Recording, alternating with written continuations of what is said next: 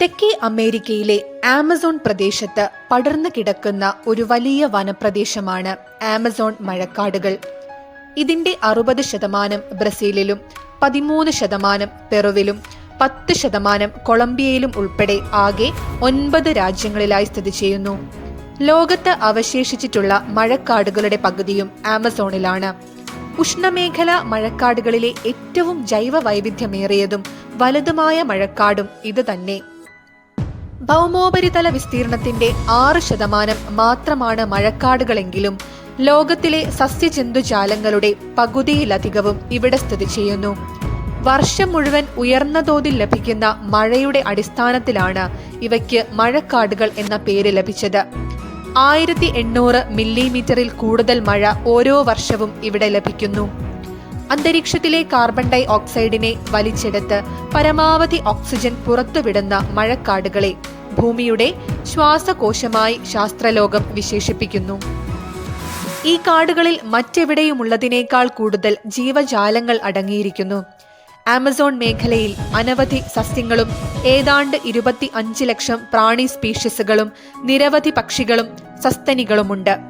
മഴക്കാട്ടിലെ മരങ്ങളുടെ പച്ച, ഇലകളുടെ അളവ് എന്നിവ കാലത്തിനനുസരിച്ച് മാറിക്കൊണ്ടിരിക്കും.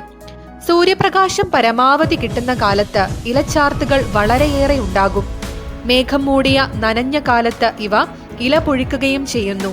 ഈ മാറ്റങ്ങൾ വഴിയാണ് പ്രകാശ സംശ്ലേഷണവും ശ്വസനവും വഴി കാർബൺ ബാലൻസ് നിലനിർത്തുന്നത്. ധാരാളം അപകടങ്ങളും പതിയിരിക്കുന്ന ഇടമാണ് ആമസോൺ മഴക്കാടുകൾ.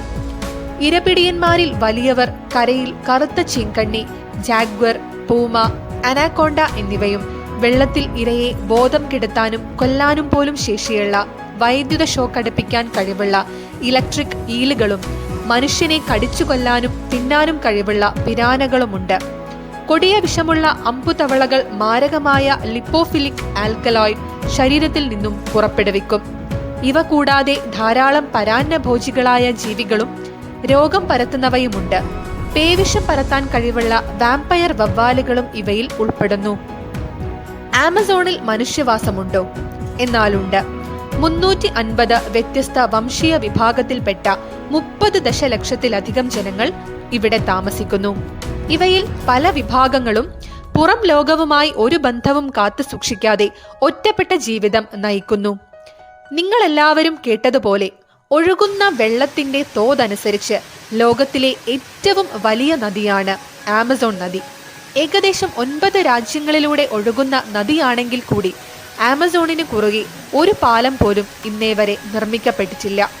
ഈ നദിയുടെ വീതി 1 കിലോമീറ്റർ മുതൽ 10 കിലോമീറ്റർ വരെ പല പ്രദേശങ്ങളിലും വ്യത്യാസപ്പെട്ടിരിക്കുന്നു.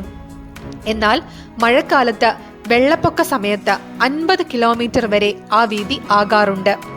അതുപോലെ ജനവാസം കുറവായതിനാലും പാലങ്ങളെ തമ്മിൽ ബന്ധിപ്പിക്കുന്നതിനായി റോഡുകൾ ഇല്ലാത്തതും ആമസോണിന് താഴെ ഭൂമിക്കടിയിലൂടെ ഒഴുകുന്ന മറ്റൊരു നദിയുടെ സാന്നിധ്യം കൊണ്ടുമാണ് ഇത്തരത്തിലൊരു പാലം ആമസോണിന് കുറുകെ പണിയാൻ സാധിക്കാത്തത്. ഈ ജൈവ വൈവിധ്യ കേന്ദ്രത്തിൽ അതിശയിപ്പിക്കുന്ന നിരവധി കാര്യങ്ങൾ ഇനിയുമുണ്ട്. മനുഷ്യൻ ഇന്നും എത്തിച്ചേരാൻ കഴിയാത്ത ഉൾക്കാടുകൾ നിരവധി സസ്യജന്തുജാലങ്ങളുടെ അവസാന അഭയ കേന്ദ്രവും ആവാസ വ്യവസ്ഥയും കൂടിയാണ്. ഭൂമിയുടെ ശ്വാസകോശമായി വരും കാലങ്ങളിലും അതങ്ങനെ തന്നെ നിലനിൽക്കട്ടെ എന്ന് നമുക്ക് പ്രത്യാശിക്കാം. ഈ ചാനൽ ഇഷ്ടപ്പെട്ടിട്ടുണ്ടെങ്കിൽ സബ്സ്ക്രൈബ് ചെയ്യുക, സപ്പോർട്ട് ചെയ്യുക. Thank you all.